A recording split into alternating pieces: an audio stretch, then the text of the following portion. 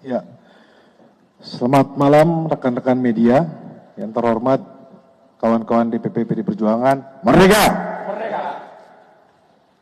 Kami akan menyampaikan sikap dari DPP PD Perjuangan terkait dengan situasi saat ini.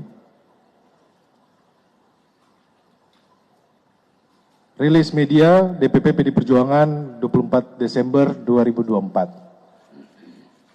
Politisasi hukum dan peminadaan yang dipaksakan terhadap Sekjen DPP PD Perjuangan. 1. Status tersangka ini hanya membuktikan informasi yang beredar lama bahwa Sekjen DPP PD Perjuangan akan segera dijadikan tersangka.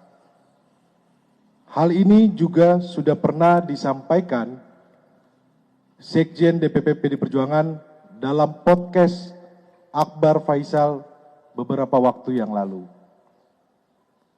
Kedua, kalau kita cermati lagi, pemanggilan Sekjen DPP PD Perjuangan ini dimulai ketika beliau bersuara kritis terkait kontroversi di Mahkamah Konstitusi tahun 2023 akhir. Kemudian sempat terhenti, lalu muncul lagi saat selesai pemilu, hilang lagi. Kami menduga memang kasus ini lebih terlihat seperti teror terhadap Sekjen DPP PDI Perjuangan. Dan keseluruhan proses ini sangat kental aroma politisasi hukum dan kriminalisasi. Beberapa indikasi yang dapat dilihat antara lain: pertama, adanya upaya pembentukan opini publik yang terus-menerus mengangkat isu Harun Masiku, baik melalui aksi-aksi demo di KPK maupun narasi sistematis di media sosial yang patut dicurigai dimobilisasi oleh pihak-pihak tertentu yang berkepentingan.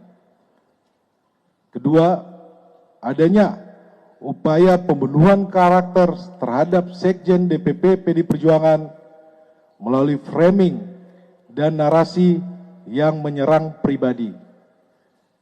Ketiga, pembocoran surat pemberitahuan dimulainya penyidikan atau SPDP yang bersifat rahasia kepada media massa publik sebelum surat tersebut diterima yang bersangkutan. Kami menduga ini adalah upaya cipta kondisi untuk mendapatkan simpati publik. Semua dapat dilihat dan dinilai oleh publik. Ketiga, kasus suap Harun Masiku telah bersifat ingkrah atau disebut berkekuatan hukum tetap, dan para terdakwa bahkan sudah menyelesaikan masa hukuman. Seluruh proses persidangan mulai dari pengadilan tipikor hingga kasasi tidak ada satupun bukti yang mengkaitkan Sekjen DPP PD Perjuangan dengan kasus suap Wahyu Setiawan. Keempat,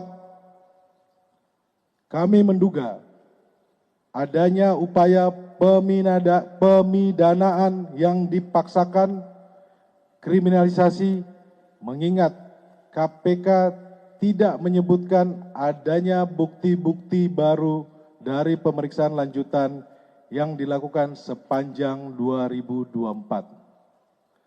5.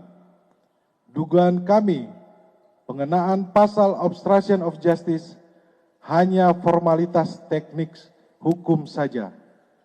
Alasan sesungguhnya dari menjadikan Sekjen DPP PD Perjuangan sebagai tersangka adalah motif politik, terutama karena Sekjen DPP PD Perjuangan tegas menyatakan sikap-sikap politik partai menentang upaya-upaya yang merusak demokrasi, konstitusi, juga terhadap cawe-cawe penyalahgunaan kekuasaan atau abuse of power di penghujung kekuasaan mantan Presiden Joko Widodo. Bahkan sikap tegas ini baru terjadi minggu lalu ketika partai mengambil sikap yang tegas dengan memecat 3 kader yang dinilai telah merusak demokrasi dan konstitusi. 6. Politisasi hukum terhadap Sekjen DPP PD Perjuangan ini juga diperparah dengan bocornya SPDP kepada media massa yang seharusnya bersifat rahasia, yang harusnya hanya diberikan kepada pihak terkait. Ketujuh, PD Perjuangan dan Sekjen DPP PD Perjuangan telah dan akan selalu mentaati proses hukum dan bersifat kooperatif.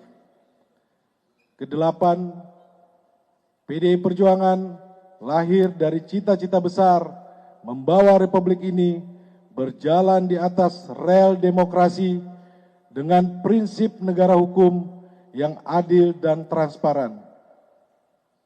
Yang terjadi saat ini adalah politisasi hukum. Kesembilan, penetapan Sekjen DPP PD Perjuangan ini mengkonfirmasi keterangan Ketua Umum PDI Perjuangan Ibu Megawati Soekarno Putri pada tanggal 12 Desember 2024 bahwa PD Perjuangan akan diaut-aut atau diacak-acak menjelang Kongres ke-6 PDI Perjuangan. Terima kasih. Terima kasih Bung Roni. Rekan-rekan wartawan, terima kasih banyak.